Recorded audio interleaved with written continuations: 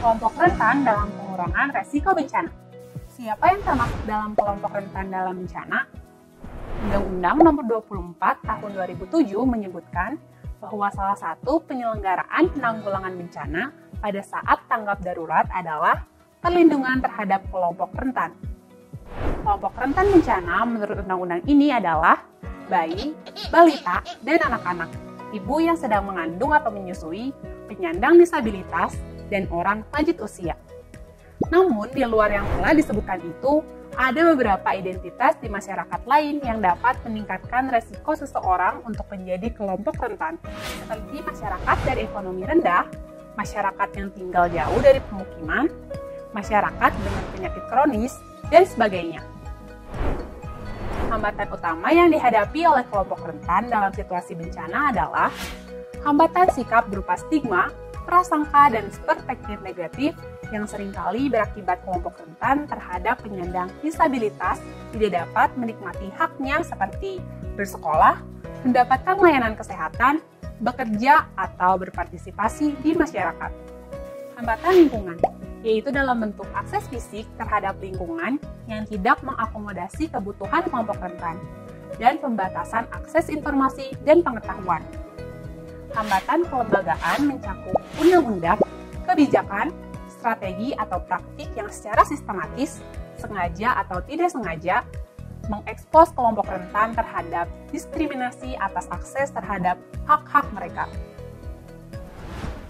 Isu-isu yang biasa dihadapi kelompok rentan dalam situasi bencana lebih berdampak pada kelompok dengan kerentanan lebih, tak terkecuali pada penyandang disabilitas dan lansia. Mobilitas tidak mudah, alat bantu, situasi bencana. Sementara kelompok rentan masih banyak yang tidak diperhatikan dengan baik, dipinggirkan dan sering terabaikan dalam pencarian, penyelamatan, bantuan, dan tempat penampungan. Masyarakat sangat rentan mengalami cedera dan menjadi kelompok rentan pasca bencana karena kurangnya akses pada bantuan medis, alat bantu mobilitas, dan layanan pencegahan lain sesudah bencana terjadi. Kurangnya pemenuhan kebutuhan khusus dalam manajemen risiko bencana, data kelompok rentan, terutama disabilitas, masih menjadi tantangan. Data yang ada biasanya belum diperbaharui atau masih belum sesuai dengan situasi kerentanan yang ada.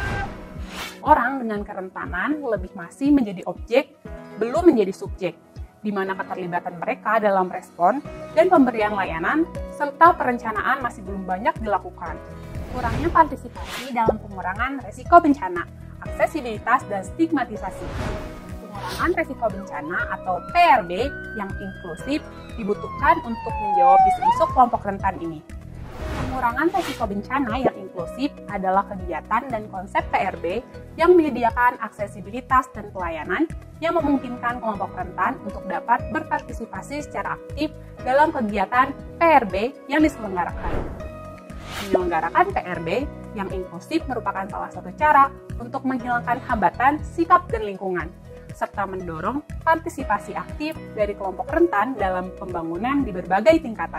Kegiatan PRB yang menyediakan aksesibilitas akan bermanfaat untuk banyak kelompok rentan, seperti lansia, perempuan, orang dengan obesitas, orang dengan penyakit tidak menular, orang yang kesulitan baca tulis, dan yang lainnya.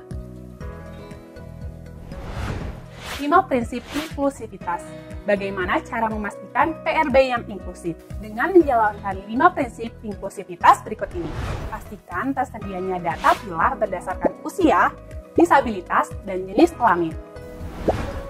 Pastikan aksesibilitas ada dalam keseluruhan rangkaian kegiatan PRB. Kegiatan pertemuan, pemetaan, komite, sistem peringatan dini, dan sebagainya. Melibatkan unsur-unsur kelompok rentan dalam setiap rangkaian kegiatan PRB, pemberdayaan dan peningkatan kapasitas, perlindungan dan non-diskriminasi. Dengan memastikan PRB yang inklusif, kita memastikan tidak ada seorang pun yang tertinggal dan semua masyarakat dapat selamat. Mari kita bersinergi mendorong inklusi sosial dalam pengurangan resiko bencana.